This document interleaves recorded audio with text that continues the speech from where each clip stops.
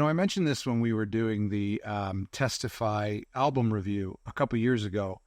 Testify holds a special place in my heart. I do really like the album. I was listening to it this morning. We're not talking about the album today. We're going to talk about just the title track, track 3, which is Testify. But I wanted to just mention that this album holds a special place in my heart because, funny enough, it was the only album, I think, the only Phil Collins album, and maybe Genesis album, that I got on release day.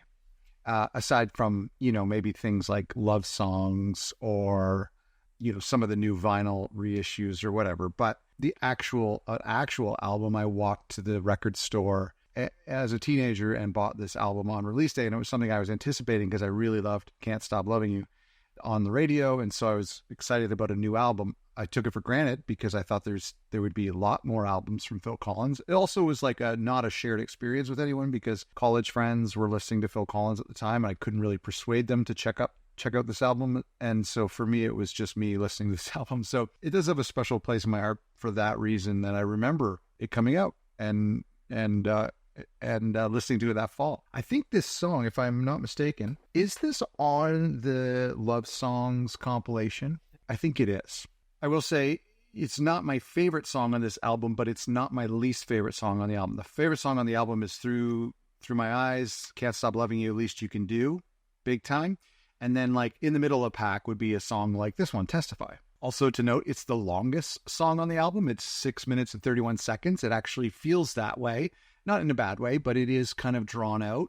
It's got a gospel feel to it. Even just the word testify, the way he's saying it is kind of like that black gospel Southern Baptist type of testify, the way they would use that word. I don't think naming the album Testify did him any favors and stamping it on there. Like, I feel like this album was like kind of presented as an adult contemporary album for your parents to listen to, which it probably was. And in the early 2000s, post 9/11, there was just no way that Phil was going to be culturally relevant or any, or cutting through like the noise of the boy bands, girl bands that were and alternative music Radiohead at the time.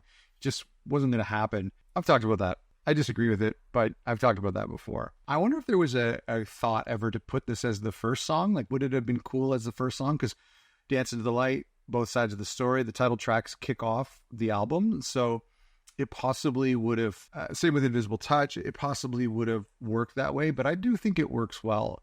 Is track 3. I think Wake Up Call is a good enough song. It certainly has a lyrical fit to open the album. Come With Me is a cool track 2. Always love that mid-tempo lullaby.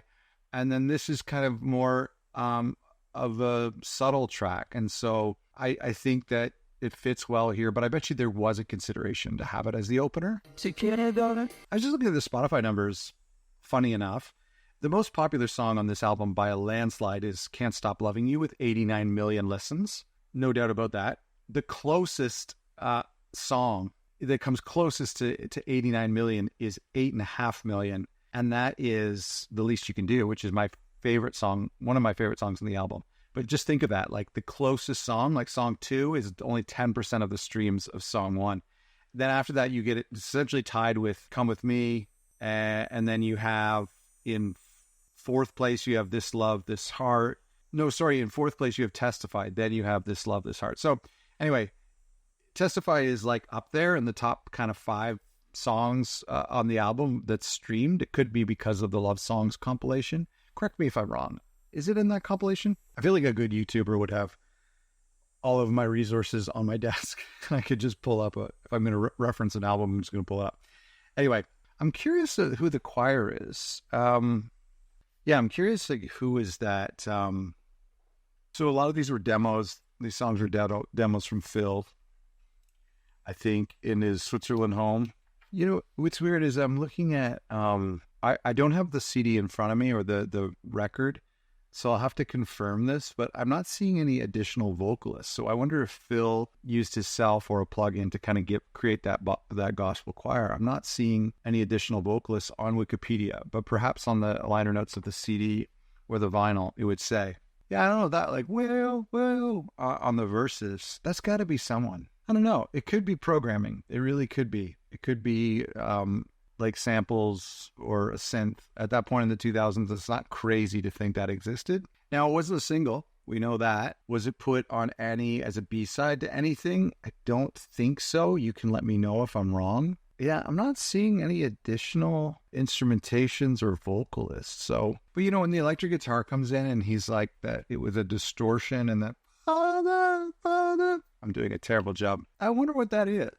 I'm very curious. I'm very curious where that sound came from. I'd love to talk a little bit more about this record and hear about the stories of this record and Dance Into the Light, because there is no lore about them. You know, there's a lot of people that talk about the stories of Making No Jacket or Face Value or But Seriously. But this record and Dance Into the Light, I feel like we didn't get to hear too much about the making of it. We had that kind of recent discovery about where the French chateau where they made the Dance to the Light record, and we saw some pictures from the recording with Phil recording drums outside. But yeah, we were still, because these are home demos, I mean, this album is so close to both sides in a lot of ways, where it just sounds like kind of slower, mid-tempo love songs and family songs, using synthesizers, a lot of fake instruments, and drum machines.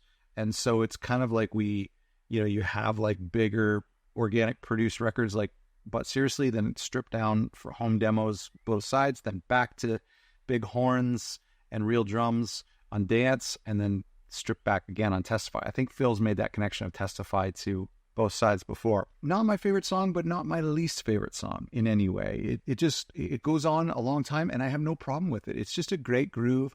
That kind of do-do-do-do-do-do-do-do, that ARP at the end is really great. It extends the life of the song. I never get tired of hearing the song. I never disliked it. Maybe, I think when I first heard the album, I didn't love it as much because it reminded me of because it has that gospel, bluesier feel with electric guitars, and it kind of reminded me a little bit of I Wish It Would Rain Down, which I've told you before isn't my favorite song of Phil's. So maybe it harkened back to that a little bit. So I think I didn't love it when the album first came out. Again, it's long, so it's kind of like it's there. 20 odd years later, I have no problem with it. I really like it. I really like this album. Like I said, I can see problems with it in the same way people would pick out problems with both sides. But for me, it's a special album. I just listened to it on vinyl this morning, all but side D. I didn't get down to flip the record in time. And I'm always reminded how much I love this record. It'd be interesting if they do like an original repress. They're doing a both sides repress on vinyl. I wonder if they'll do this and Dance Into the Light original repress, an original release on CD, or maybe an extended box set, because there's a lot of B-sides from Testify. Anyway, 2 questions for you, or maybe just one. What do you think of the song Testify? You can tell me what you think about this album. We've talked about it in the past, and we've ranked the albums in the past, but what do you think of this song, specifically Testify? Thanks for watching.